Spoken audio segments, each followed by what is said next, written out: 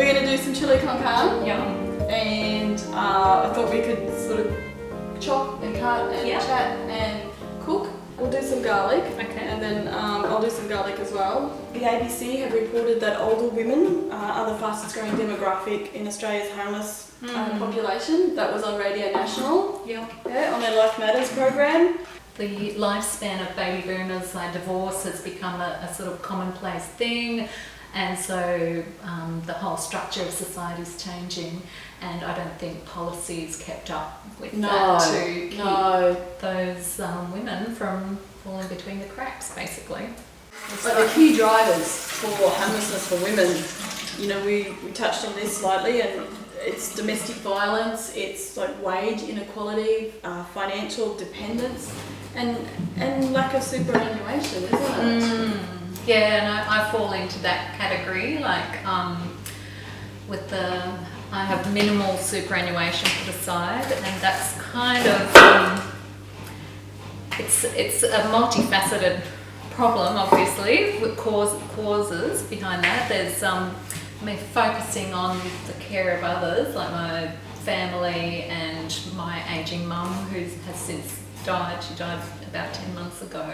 So those have been big gaps out of a permanent full-time work. Yeah, a big impact, isn't it? Because you're looking after your mum for 5 years. Yeah, and although I was working in that time, it was voluntary work as a spiritual carer in hospitals. So, you know, it's a tricky thing to deal with a person with dementia. It's very time consuming. I was fortunate in both my parents were surviving, so my dad was the main carer, the primary carer, so he had access to the society's support network, Centrelink payments for carers, etc. Right. But being the daughter and a secondary carer, I actually was eligible for nothing. Yeah. For such a long-term situation, you can only expect your employer to give so much before it actually becomes a nuisance to the workplace.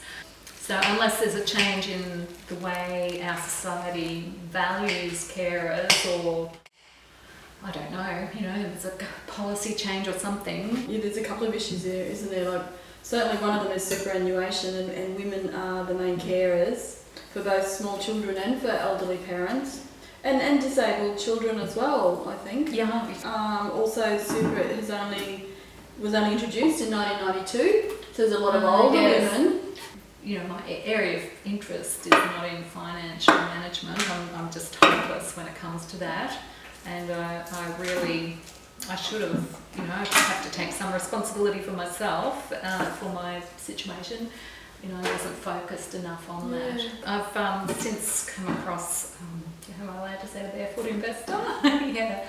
So that book was really beneficial, really helpful, even just to get basic organisation of finances. I don't have enough money, enough income to be doing things like the investing side, but hey, I'm moving forward and I'm going backwards as far as attitude goes. Yeah. And hopefully, eventually, employment will follow.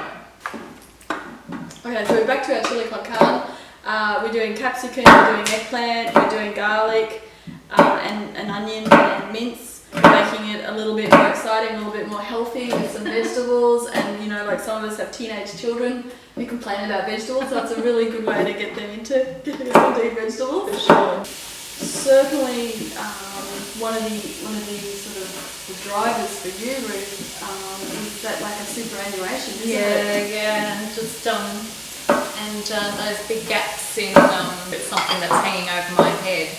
And it would definitely be affecting women who are older than me.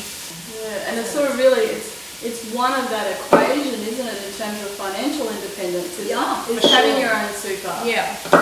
But also looking at perhaps like investment in housing. Because in the end it comes down, we're responsible for ourselves.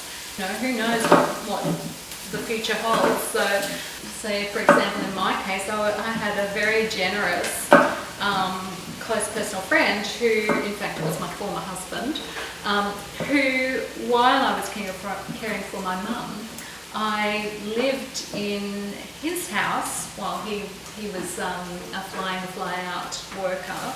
So I actually have had rent-free accommodation, and that was an invaluable support over the last 5 years while I've been so intensively caring for my mum. So it's kind of reached the point now where I have to look after my own independence, so I have to wean myself out of that situation and stand on my own 2 feet and reconstruct. And I don't have enough money to buy or even, you know, to rent these days. Rent is expensive. Really expensive. It's not only young people who are suffering. No. You know, a lot of focus is on youth being unable to afford their houses or rent. But it's that other side as well. This demographic, this older women who are falling through the cracks, it's right. We're in the same boat, you know. So let's not be ageist about it. Let's just say